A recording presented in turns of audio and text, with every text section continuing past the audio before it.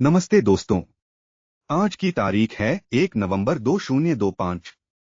आज हम देखेंगे टॉप 10 करंट अफेयर्स जो आपकी यूपीएससी परीक्षा के लिए बहुत महत्वपूर्ण हैं। तो चलिए शुरू करते हैं। पहली खबर।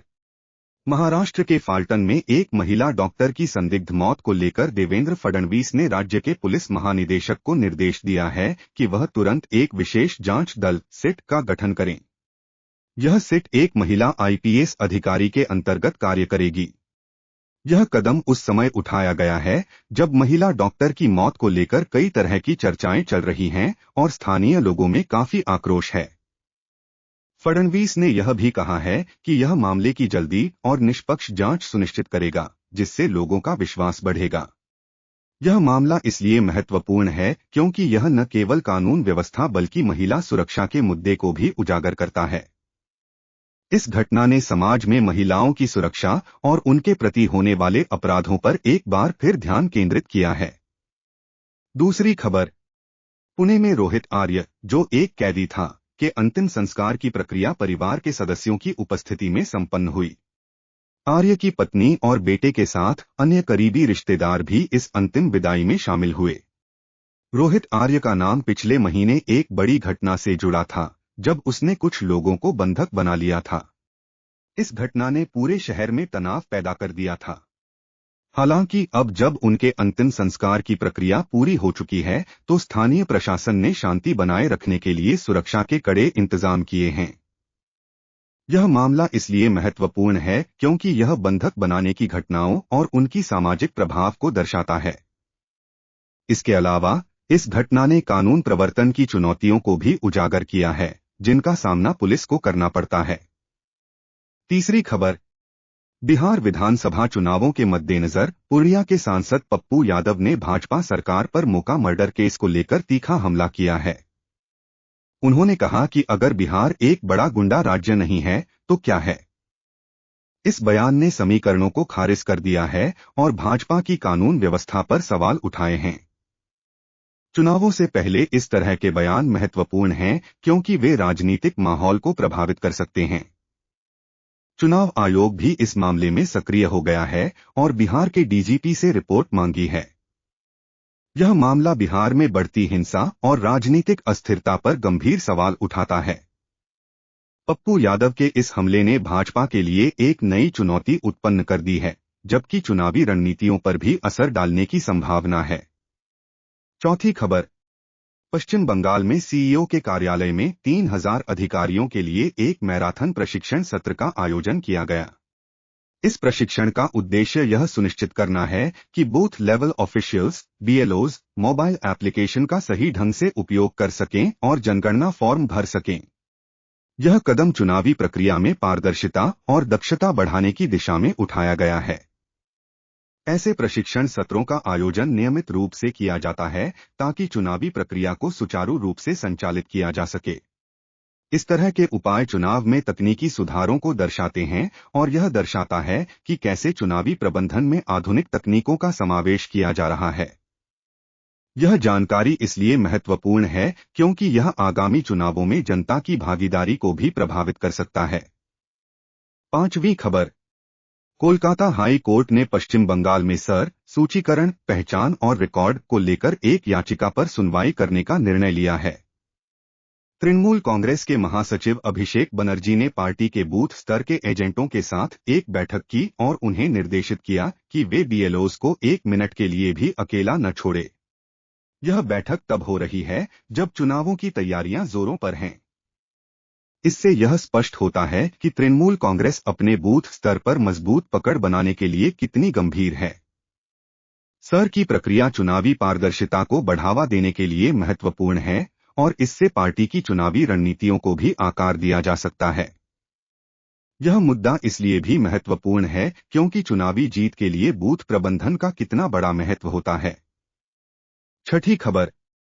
अक्टूबर का महीना तमिलनाडु के लिए दूसरी बार अत्यधिक वर्षा के साथ समाप्त हुआ है। भारतीय मौसम विभाग आईएमडी ने बताया है कि नवंबर में राज्य में बारिश सामान्य से कम रहने की संभावना है। यह जानकारी किसानों और कृषि आधारित अर्थव्यवस्था के लिए अत्यंत महत्वपूर्ण है। पिछले 2 वर्षों से लगातार अधिक वर्षा ने कई क्षेत्रों में फसल को प्रभावित किया है। किसानों के लिए यह चिंता का विषय है, क्योंकि यह उनकी उपज और आय पर प्रतिकूल प्रभाव डाल सकता है। आईएमडी का यह पूर्वानुमान कृषि नीतियों और संसाधनों के प्रबंधन के लिए महत्वपूर्ण होगा। इससे राज्य सरकार को आवश्यक कदम उठाने में सहायता मिलेगी ताकि किसानों को राहत प्रदान की जा सके। 7वीं खबर, वेल्लोर नगर निगम ने नेहरू मार्केट में पुराने नालों की सफाई शुरू कर दी है ताकि बाढ़ के पानी से बचा जा सके। नगर निगम के अधिकारियों ने बताया कि इस क्षेत्र में 982 दुकानों के साथ 5 एकड़ में फैला एक थोक बाजार है। पुराने नालों की सफाई का काम बारिश के मौसम में बाढ़ की स्थिति को नियंत्रित करने के लिए आवश्यक है। यह कदम नागरिकों की सुरक्षा और स्वच्छता के लिए बहुत महत्वपूर्ण है। साथ ही यह स्थानीय व्यापारियों को भी राहत प्रदान करेगा, जो पिछले साल की बाढ़ से प्रभावित हुए थे। इस कार्रवाई से नगर निगम की जिम्मेदारी और नागरिक सेवा के प्रति उनकी प्रतिबद्धता को भी दर्शाता है। 8वीं खबर, तिरुवन्नामलाई में एक प्रधानाध्यापक को राज्य सरकार के खिलाफ सोशल मीडिया पर टिप्पणी करने के लिए निलंबित कर दिया गया है। प्रारंभिक जांच में पता चला है कि प्रधानाध्यापक नियमित रूप से सरकारी कल्याण योजनाओं और अन्य पहलों के खिलाफ टिप्पणियां कर रहे थे। यह मामला इसलिए महत्वपूर्ण है क्योंकि यह सरकारी कर्मचारियों के लिए सोशल मीडिया का उपयोग करने के नैतिकता और सीमाओं से संबंधित है। यह सवाल उठाता है कि क्या एक सरकारी कर्मचारी को अपनी निजी राय को सार्वजनिक मंच पर व्यक्त करने का अधिकार है या नहीं। इसके परिणामस्वरूप यह घटना कई अन्य सरकारी कर्मचारियों को भी सतर्क करेगी और उन्हें अपनी जिम्मेदारियों का सही तरीके से पालन करने के लिए प्रेरित करेगी। 9वीं खबर, वालाजाह रेलवे स्टेशन के पास 2 व्यक्तियों को अवैध रूप से टेबलेट बेचते हुए गिरफ्तार किया गया है। एक विशेष पुलिस टीम नियमित जांच कर रही थी जब उन्होंने एक जर्जर इमारत में इन आरोपियों को पकड़ लिया। यह मामला अवैध दवा व्यापार के खिलाफ पुलिस की सतर्कता को दर्शाता है।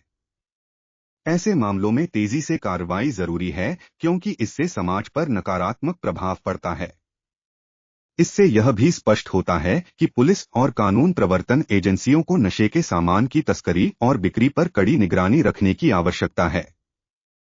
पुलिस की इस कार्रवाई से यह संदेश जाता है कि अवैध गतिविधियों के खिलाफ सख्त कदम उठाए जाएंगे। 10वीं खबर, एयर इंडिया ने अपने पुराने विमानों के रेट्रोफिट के पहले चरण का काम पूरा कर लिया है। इस परियोजना के तहत 27 विमानों को नवीनीकरण किया गया है, जिन्हें 82 घरेलू और अंतर्राष्ट्रीय छोटे रूटों पर 3024 साप्ताहिक उड़ानों के लिए उपयोग किया जाएगा। यह फैसला एयर इंडिया की सेवाओं को बेहतर बनाने और ग्राहक अनुभव को सुधारने के उद्देश्य से लिया गया है। नवीनीकरण का यह कार्य विमानन उद्योग में प्रतिस्पर्धा बढ़ाने में मदद करेगा और यात्रियों को बेहतर विकल्प प्रदान करेगा। इसके अलावा यह एयर इंडिया की वित्तीय स्थिति को भी मजबूत करने में सहायक होगा। इस सुधारात्मक कदम ने एयर इंडिया को एक नया मुकाम देने की दिशा में महत्वपूर्ण योगदान दिया है। तो दोस्तों, यह थे आज के टॉप 10 करंट अफेयर्स। डिस्क्रिप्शन में PDF नोट्स का लिंक मिलेगा। वीडियो पसंद आए तो लाइक और सब्सक्राइब करें। बेल आइकन दबाना मत भूलिए। कल फिर मिलेंगे। धन्यवाद।